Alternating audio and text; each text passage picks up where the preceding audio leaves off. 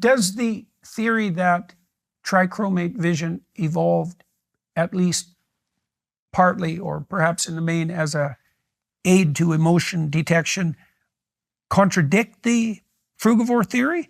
Like, is it possible that color vision also gave us an edge, at least in some environments, with regards to the detection of higher quality food sources? It's certainly possible, but it wouldn't have driven, there's no reason to think that fruit would have driven those particular wavelength sensitivities of the middle and long wavelength sensitive cones.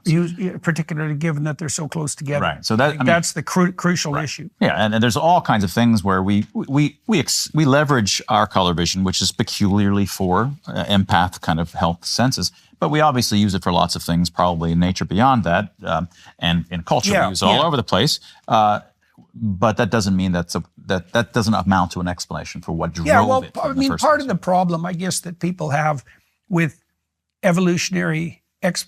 functional evolutionary explanations for the purpose of any given human attribute is that there's no reason ever to assume that any given attribute is singular in its function. It's sort of like asking what the hand can do. What's the hand for? Well, the hand is for a lot of things. Is there a cardinal purpose to the hand?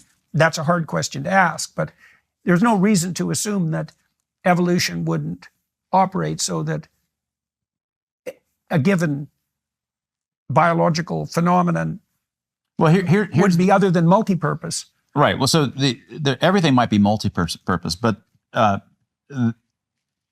the odds of there being two competing or multiple competing desiderata that are determining the design, that they're close to one another, are going to be typically fairly rare. Typically, one of them might be 10 times more important than the other, or 1,000 times more important. Yeah. Usually, in my experience, it turns out that one of these is the principal drivers. It can explain first order, even second order properties of the thing. And yeah, there can be other third or fourth order stuff, but that's mostly irrelevant.